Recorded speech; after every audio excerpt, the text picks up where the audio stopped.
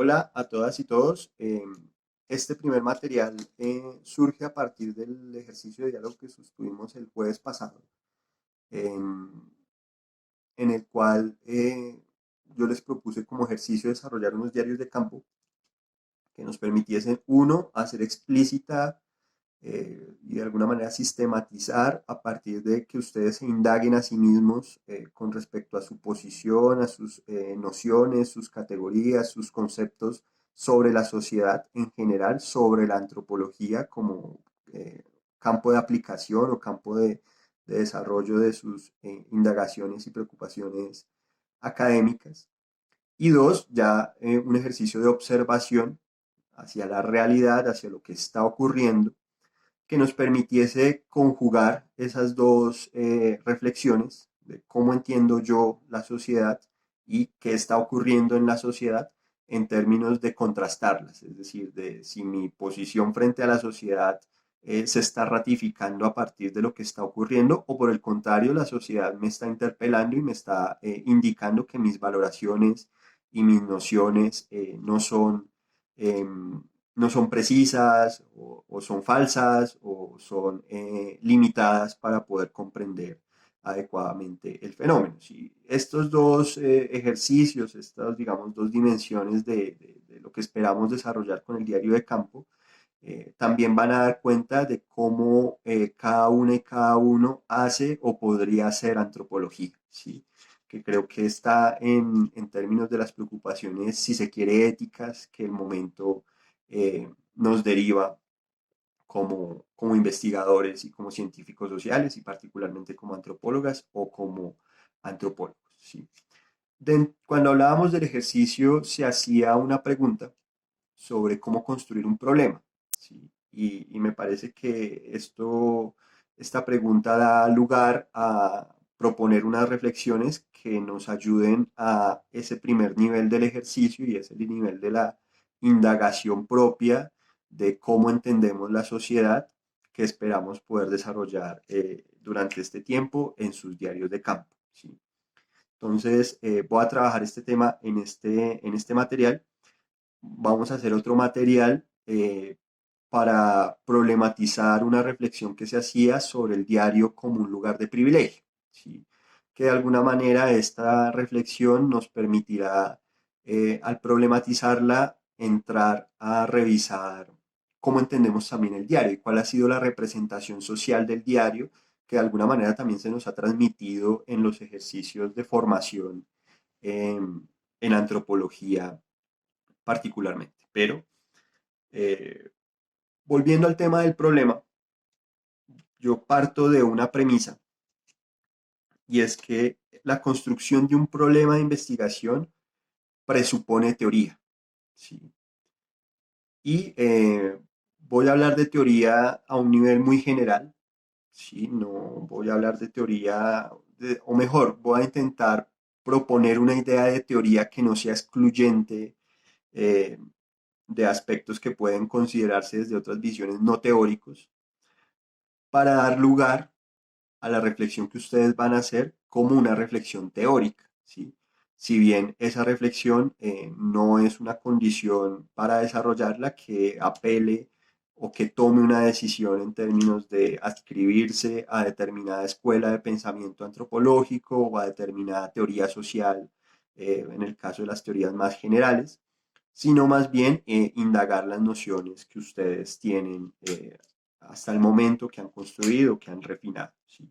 Pero todo problema presupone la teoría, ¿sí? E inclusive todo ejercicio de investigación presupone la teoría, ¿sí? Es decir, desde el mismo diseño de un instrumento de investigación, de una pregunta de investigación, eso está cargado de teoría, ¿sí?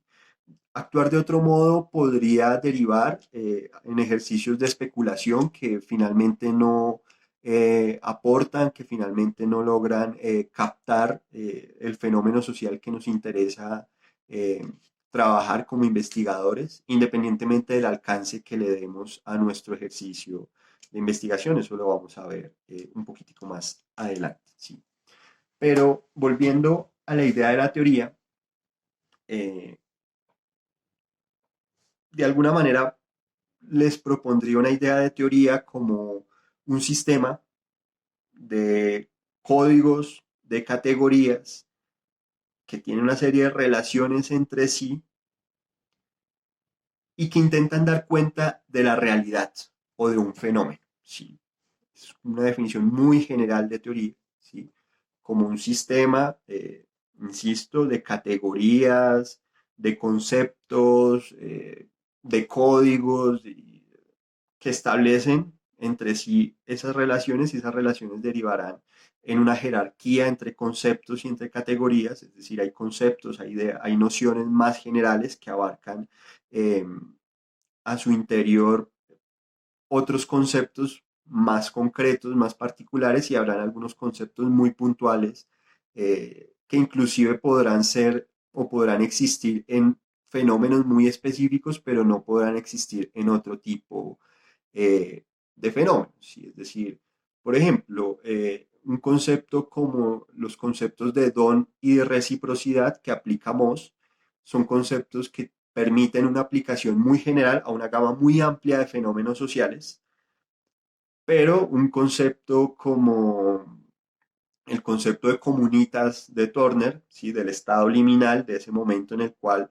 en un rito de paso usted ha salido de una etapa pero no ha ingresado a la otra, entonces queda en una suerte de ambigüedad, en un estado liminal, y que en ese estado liminal se desarrolla una interacción entre las personas que están en esa condición y eso deriva en una lógica que se llama la comunitas, ¿sí?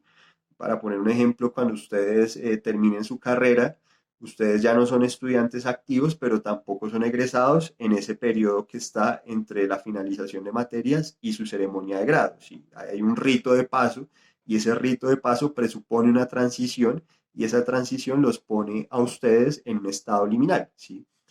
Este concepto de estado liminal, este concepto de comunitas, es un concepto que se aplica a cierto tipo de fenómenos, ¿sí? No se puede ampliar a otra gama de procesos, ¿sí? Y con esto lo que quiero ilustrar es que es por ello que los conceptos tienen jerarquías, ¿sí? Porque hay conceptos muy generales que abarcan una gama de fenómenos muy amplia y hay unos conceptos muy particulares, más puntuales, que de alguna manera son también los conceptos de entrada a un ejercicio de investigación, ¿sí? Una segunda dimensión de la teoría, esta primera la podríamos denominar una concepción de la teoría en términos de lo relacional, de las relaciones entre categorías, conceptos, códigos, jerarquías y demás. Una segunda dimensión de la teoría o una segunda acepción de la misma puede ser el conocimiento acumulado, el conocimiento existente sobre la realidad social, es decir, el carácter histórico de la teoría. ¿Sí? Em, Ese conocimiento acumulado existente es resultado de ejercicios previos de investigación, de indagación, de observación, de elaboración y refinamiento de conceptos, de la misma polémica que se desarrolla al interior de las comunidades académicas y que de alguna manera representa el estado del saber que tenemos hoy sobre la sociedad. ¿Sí? Y este carácter acumulado, este carácter existente del conocimiento como constitutivo de la teoría es fundamental para construir, perdón, un problema de investigación. Pero pues lo vamos a ver más adelante, ¿sí? Antes quiero ubicar dos, si se quiere, más clasificaciones de la teoría en términos de dos criterios, ¿sí?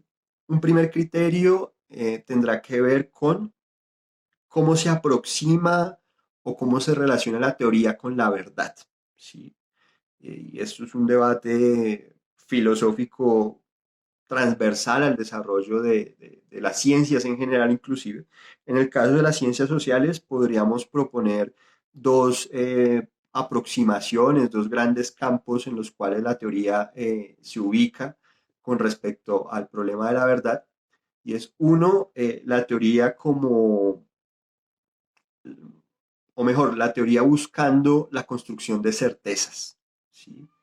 Lo cual implica que el ejercicio, o mejor, se asume que el ejercicio de construcción teórica lo que intenta es dar cuenta de la manera más verídica posible, más real, más validada de la realidad, ¿sí? Es decir, que no va a lograr acceder a la verdad como un absoluto, pero que su intención es aproximarse lo más posible a ella, ¿sí?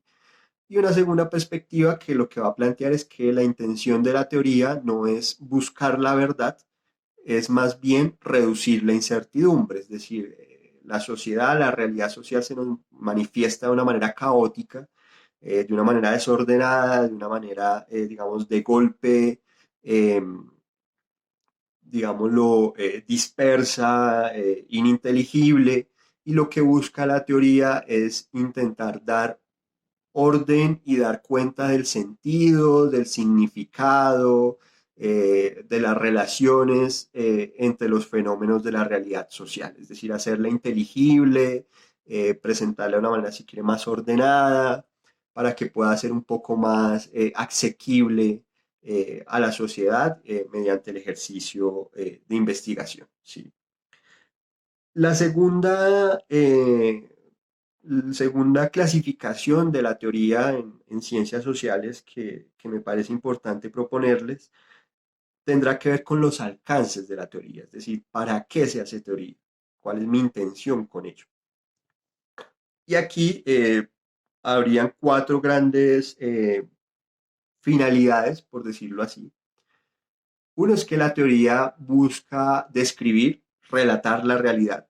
Eso, en el caso de nosotras y nosotros como antropólogos, con todo el tema de los estudios postestructuralistas, es un gran campo de desarrollo, es decir, es un gran escenario en el cual muchas y muchos colegas se adscriben en términos de que la finalidad de su ejercicio es relatar, dar cuenta, describir la realidad social, la singularidad de los fenómenos, pero esa es su finalidad, es decir, van hasta allí, hasta ese ejercicio de la descripción, del relato de la realidad.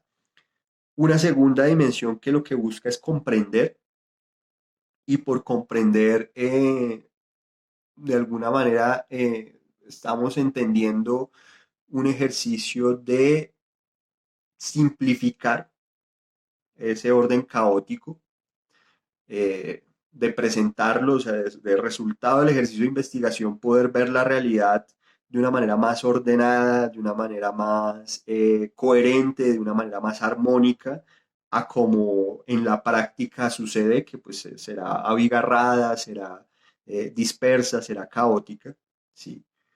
Una tercera perspectiva que tiene que ver con la explicación, y la diferencia entre la explicación y la comprensión es que la comprensión busca dar cuenta de la realidad ordenada, ¿sí?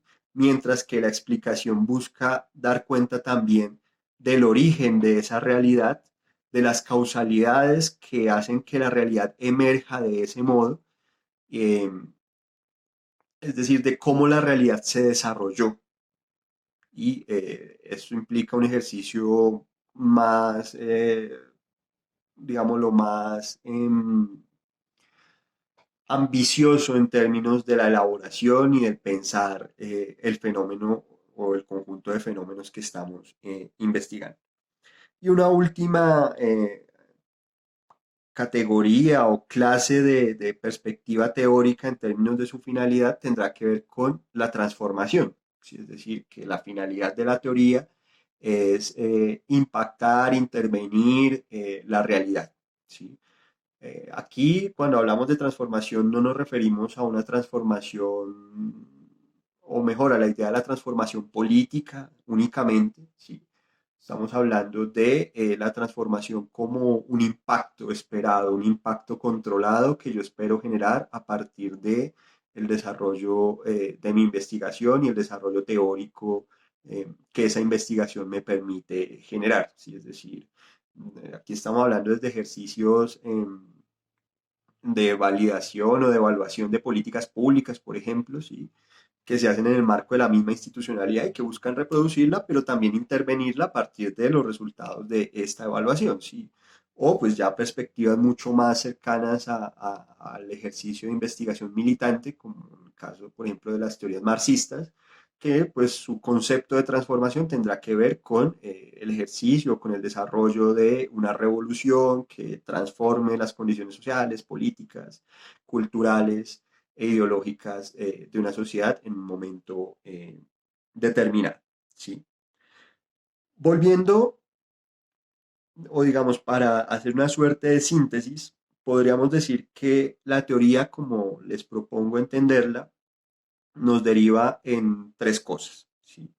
La primera es que orienta la mirada, ¿sí? Es decir, se convierte en una suerte de brújula con la cual yo entro al mundo de la realidad social a investigar y que como brújula me permite no extraviarme, me permite llegar a puerto seguro, me permite establecer unas mínimas coordenadas con las cuales estarme moviendo en esa realidad que estoy investigando para, digamos, no ser absorbido completamente por ella. ¿Sí? Entonces, la teoría cumplirá esa primera función. Lo segundo es que la teoría, y en concreto mi teoría, es decir, la de ustedes, la mía, va a establecer unos criterios, ¿sí? Unos criterios de observación. Es decir, no, si bien la realidad puede ser la misma, no la ve del mismo modo y no le interesa ver lo mismo a un autor estructuralista que a un autor marxista, en el caso de las escuelas que estamos trabajando. Tampoco es lo mismo que le interesa revisar a un particularista histórico o a un postestructuralista o a un funcionalista. Es decir, cada una de estas teorías también le da una serie de gafas, unos lentes con los cuales revisar la sociedad, unos criterios de observación, unas prioridades de observación y, como les decía, pues unas jerarquías conceptuales que a su vez se convierten en proyectos sostenidos de investigación. Y la tercera dimensión o la tercera síntesis que les propongo es que la teoría implica una posición. ¿Sí? Todo investigador tiene una posición. Otra cosa es que sea explícita o no. ¿Sí? Lo ideal en términos de honestidad intelectual es que siempre la posición que tiene el investigador, la investigadora, sea explícita. Y de alguna manera lo que yo les estoy proponiendo en esa primera pregunta de sus diarios de campo es que hagamos el esfuerzo de hacer explícita nuestra posición teórica. ¿Sí? Seguramente algunos de ustedes ya se lo han preguntado y ya habrán reflexionado sobre cómo entienden la sociedad, de todo lo que han leído, con qué sienten más afinidad con quienes plantean que eh, es central la subjetividad y la individualidad en la construcción de la realidad, o quienes plantean que lo central es para explicar la sociedad, es comprender las relaciones sociales de producción y de reproducción de esa sociedad y que por tanto son las estructuras sociales las que determinan el margen de acción del sujeto, ¿sí? En fin, sí, digamos, cada una de las escuelas, de los ejercicios de estudio que ustedes han desarrollado les aporta posiciones y seguramente ustedes en lo que llevan estudiando han ubicado afinidades con algunas o contrastes con otras. ¿Sí? Puede que uno no tenga hoy claro qué quiero, pero por lo menos voy sabiendo qué es lo que no quiero. Y allí hay una clave que si empezamos a indagar, a reflexionar sobre ella, vamos a encontrar o vamos a hacer explícitas nuestras posiciones que, según lo que estamos planteando acá, son posiciones teóricas. ¿Sí? Son posiciones teóricas en tanto establecen unas categorías, unas relaciones, unas jerarquías entre esas categorías y esos códigos que estoy desarrollando y también unos criterios con los cuales yo privilegio ciertos campos de la realidad social o ciertos fenómenos con respecto a otros y también unas finalidades que espero yo generar a partir de mis ejercicios de investigación, bien sea, como les decía, la descripción, la comprensión, la explicación, la transformación y también una posición frente a la verdad, ¿sí? Es decir, si yo quiero acercarme a certezas o por el contrario, quiero reducir incertidumbres. Eso está ahí, eso está en ustedes en este momento, ¿sí? Y parte de este ejercicio busca que ustedes lo hagan explícito, ¿sí? Ese ejercicio les va a permitir a ustedes ya pasar a un momento posterior y es la construcción de problemas. ¿Sí? Es decir, de alguna manera estamos hablando de la teoría, hay otro nivel que es el nivel de los temas y habrá un nivel ya más puntual que es el nivel de los problemas de investigación. ¿Sí? Y aquí, digamos, hay un mediador entre el paso de lo teórico al problema, que es ya, digamos, lo puntual que yo desarrollo, y es el tema, ¿sí? El tema de investigación o el tema de indagación o el tema problemático en el cual yo me enmarco, ¿sí? Entonces, digamos, de alguna manera el tema ya es un campo de la realidad, ¿sí? Es decir, mientras que la teoría puede, ciertas teorías se abstraen de la realidad, es decir, sus conceptos son conceptos tan generales que pueden ser aplicables independientemente del momento o del lugar en el cual yo estoy investigando. El tema tiene un nivel de realidad un poco más específico, ¿sí? Es decir, de alguna manera el nivel ya me empieza a aterrizar en el mundo, ¿sí? Específicamente. El tema es un campo delimitado, ¿sí? Pero el tema no me define aún el problema, es decir, aún mantiene un nivel de generalidad eh, alto que no me permite construir aún problemas de investigación, más bien contiene problemas de investigación. Me explico. Dentro de la teoría, dentro de la teoría marxista, que habla, por ejemplo, de los modos de producción, de la totalidad orgánica, un tema puede ser la relación entre modos de producción capitalistas y modos de producción no capitalistas. ¿Sí? Fíjense ustedes que aquí yo ya estoy, ya me bajé un poco de ese gran concepto modo de producción y los estoy adjetivando en modos de producción capitalistas y modos de producción no capitalistas. ¿Sí? Es decir, ya hay un nivel de realidad mayor que está contenido en estos términos, pero aún no tengo problemas de investigación, ¿sí? Porque esa relación aún se mantiene en un nivel de generalidad que de ahí yo no puedo sacar todavía una pregunta, ¿sí? O bueno, puedo formular la pregunta de cómo se desarrolla la relación entre el modo de producción capitalista y los modos de producción no capitalistas, pero aún, es decir, la pregunta es cómo resuelvo yo esa pregunta, ¿sí? Y muy seguramente voy a empezar a divagar porque pues para resolver esa pregunta pues tengo el mundo y toda la historia para resolverlos y eso lo hace tan general que pues realmente se convierte en no aplicable. Pero la definición de temas es importante porque de alguna manera empieza a acotar el campo de preocupaciones en los cuales nos queremos insertar. ¿Sí? Cuando yo les planteaba el ejercicio diagnóstico de la primera clase, de alguna manera ustedes lo que hicieron fue identificar temas. ¿Sí? Entonces, que las lenguas indígenas, que el conflicto armado y memoria, esos son temas. ¿Sí? Aún ahí no hay problemas de investigación. Cuando usted empieza a trabajar, a documentar ese tema, empiezan a surgirle a usted los problemas de investigación, porque el tema contextualiza el problema, ¿sí? Pero el tema no define aún el problema, ¿sí? ¿Qué define, ¿qué define el problema? El problema lo va a definir y por eso les planteaba hace un momento la importancia que tiene asumir la teoría como el conocimiento existente y el conocimiento acumulado. La teoría, perdón, el problema nos va a surgir cuando al confrontar desde mi tema, yo confronto ese conocimiento acumulado, ese conocimiento existente, yo ubico dos situaciones. Una situación, hay un vacío.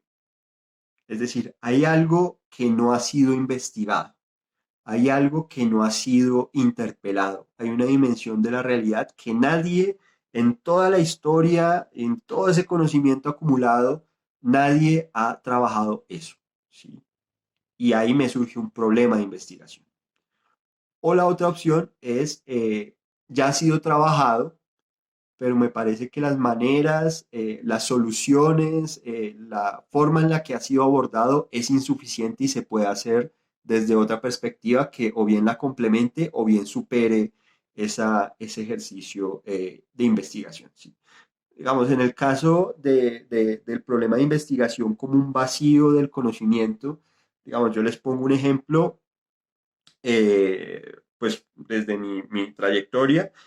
La historia, en Colombia se han hecho muchas investigaciones sobre historia de la antropología en Colombia, sí, que son investigaciones de historia de la antropología general, pero no se han hecho ejercicios de investigación en términos de historia de las subdisciplinas de la antropología. Es decir, en mi caso, mi tema es la antropología económica, y cuando yo voy a ver la historia de la antropología en Colombia, no veo qué pasa con la antropología económica durante el desarrollo de la historia de nuestra antropología. Es decir, parece que no existiera. Pero al hacer un ejercicio de revisión del conocimiento acumulado, sí ha existido. Es decir, sí han habido investigaciones en antropología económica en el país, en distintas etapas del desarrollo de nuestra profesión, e inclusive desde distintas perspectivas teóricas que digamos, se desarrollan dentro de la antropología económica. Entonces la cuestión es que aquí hay un vacío, y hay un vacío que no se ha hecho historia de la antropología económica en Colombia, ¿sí? Y ahí entonces yo tengo un problema de investigación, ¿sí? Fíjense que ese problema de investigación ya es mucho más concreto. Es decir, este problema, por ejemplo, me implica, uno, temporalmente una delimitación. Estoy hablando del surgimiento de los primeros departamentos de antropología en el país hasta hoy. Es decir, ya estoy hablando del 64 hasta el 2020. Dos, me delimita espacialmente, es decir, estoy hablando de Colombia, pero inclusive hablando de los departamentos de antropología, no hay departamentos de antropología en todos los departamentos del país. Es decir, hay departamentos de antropología en 7 ciudades del país, es decir, ya hay una delimitación espacial. Tres, conceptualmente y analíticamente el fenómeno ya está mucho más acotado, ¿sí? Porque no es la gran historia de la antropología, no es la antropología económica, sino es cómo esa antropología económica se desarrolló en Colombia durante determinada etapa, ¿sí? Entonces ya hay un nivel mucho mayor de realidad en esa idea, es decir, hay un problema de investigación. Asumirla como un ejercicio insuficiente, cuando yo hice mi monografía de pregrado, yo intenté aplicar el concepto de mercado que se desarrolla dentro de la economía neoclásica, o lo que normalmente llamamos la economía neoliberal, a una situación de mercado en plazas de mercado o galerías en la región del Tequendama, ¿sí? Es decir, hay un concepto que propone la economía neoclásica. Ese concepto, en mi opinión, era insuficiente, y la demostración de esa insuficiencia se hacía mediante un ejercicio etnográfico de una situación de mercado en un territorio delimitado, ¿sí? Es decir, ahí lo que yo estaba proponiendo es que había una manera eh, mucho más comprensiva de entender el intercambio de mercancías, que la que proponía la economía neoclásica con su concepto de mercado. Es decir, estaba partiendo de lo que ya se sabe, de lo que se ha propuesto, y estaba diciendo, no estoy de acuerdo con esto, propongo una manera distinta, no sé si mejor, pero por lo menos diferente de abordar esta situación. Y esa demostración de una manera diferente de abordar el problema del mercado se convierte en un problema de investigación, ¿sí? Entonces, fíjense ustedes que estas son como las dos dimensiones mediante las cuales yo me aproximo a un problema, lo cual, visto desde otro ángulo, implica que un problema es un obstáculo al conocimiento, ¿sí? Es decir, es una zona gris en caso de que haya conocimiento sobre ese tema, pero que no me satisface, que no me parece que esté, que agote o que capte en toda su complejidad el fenómeno, ¿sí? O es una zona oscura donde nadie ha ingresado hasta el día de hoy en un ejercicio de indagación, ¿sí? Esto además tiene una implicación práctica, y es que para fundar un problema de investigación ustedes van a requerir siempre eh, hacer un ejercicio de lectura y de reconocimiento del estado del saber sobre ese tema que ustedes están trabajando, ¿sí? Sobre el tema, ¿sí? Es decir, que uno no puede fundar un problema, o mejor, desde esta perspectiva no hay un problema si la pregunta que usted se hace ya fue hecha, a menos que usted demuestre que quien la hizo la resolvió de una manera que puede ser complementada o puede ser perfeccionada, ¿sí?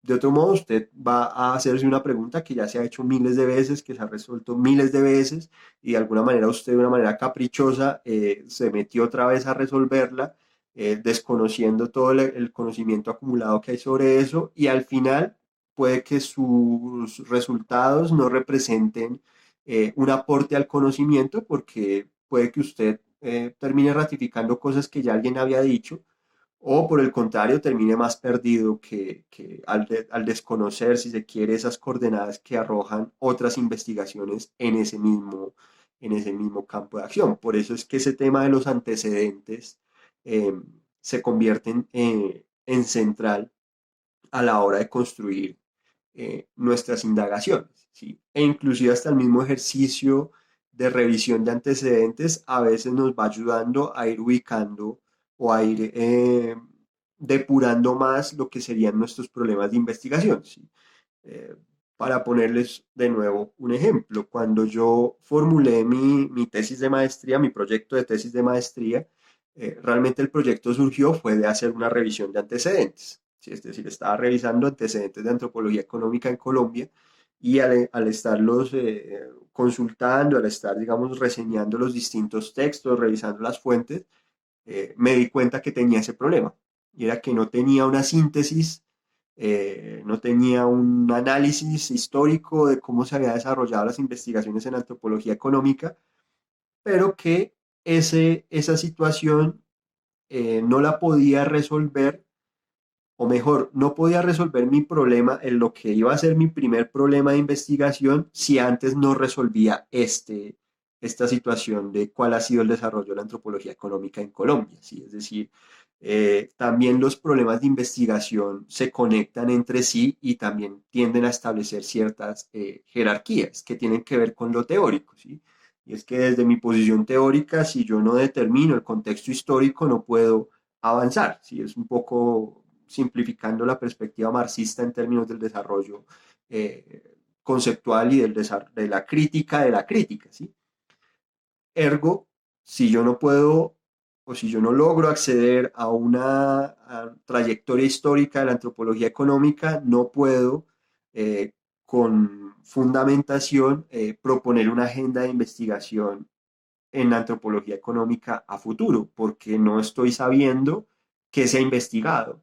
Y podría hacerlo de una manera asistemática, pero eso me podría exponer a vacíos de lo que se me quede por fuera de revisar y esos vacíos afectarían el segundo problema. Por tanto, se vuelve en términos de orden lógico ese primer problema de contextualizar históricamente el problema inicial de investigación del cual podría desprenderse un segundo problema de investigación.